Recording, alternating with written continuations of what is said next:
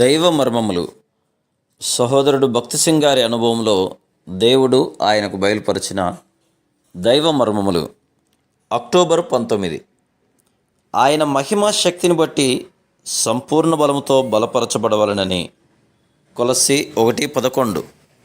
ఫిలిప్పీ 4:19లో పౌలు చెబుతున్న రీతిగా, నా దేవుడు మీ ప్రతి అవసరమును తీర్చును. యేసుక్రీస్తు ప్రభువును మన జీవితములలో మహింపరచటం వల్లనే విశ్వాసము ద్వారా ఆయన పునరుద్ధాన శక్తిని వెల్లడి చేయుదుము. పునరుద్ధాన శక్తిని అబ్రహాములో దేవుడు బయలుపరచగోరి అతనితో నిబంధన చేయుటకు వచ్చెను. కొలస్సీ 1:11లో ఉన్న విధంగా పూర్ణ బలముతో బలపరచబడెను. అబ్రహామును అతని భార్యయు బహువృద్ధులుగా ఉండినందున అతడు మానవ బలముచే బిడ్డను పొందలేడు.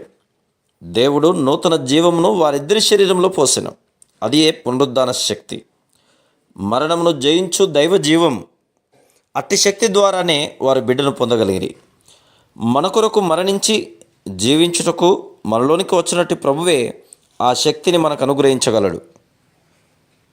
సమస్తమైన అక్కరలకు ఆయన చాలినవాడు గనక ఇట్టి విశ్వాసమును అనుగ్రహించుటకు దేవుడు తన సర్వాధికారం చొప్పున అనేక పద్ధతులను ఉపయోగించును. దేవుని వాగ్దానములలో అతని కుండిన విశ్వాసమును బట్టి దేవుడు అబ్రహామునకు ఒక క్రొత్త పేరునిచ్చెను.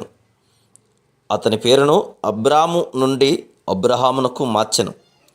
నిన్ను అనేక జనములకు తండ్రిగా నియమించితిని. 5వ వచనం. అతడును అతని భార్యయు సందేహముల నుండి అవిశ్వాసము నుండి విడుదల పొందినంత వరకు దేవునిచే పరీక్షించబడిరి.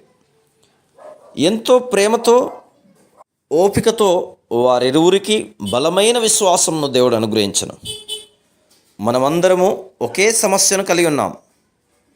అనేక పరిస్థితులలో శత్రువు మన మనస్సులలో సందేహమును పుట్టించును.